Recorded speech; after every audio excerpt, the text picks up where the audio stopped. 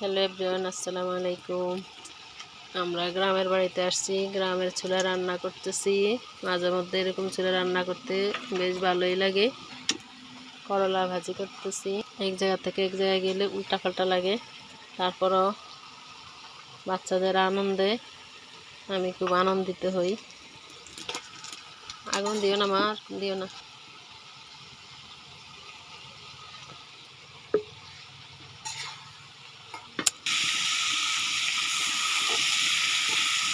খুব একটা রান্না হয় না মাটির চুলায়। সারাদিন তো শহরে স্টুডেন্ট লাইফ থেকে শুরু হয়ে গেছে, শহরে থাকার এগুলো বুঝে উঠতে পারিলে অনেক ভয় লাগতেছে, মনে হয় জানি আগুন উপরের দিকে উঠে যায়। বাংলার ওই ডিম বাজতেছি।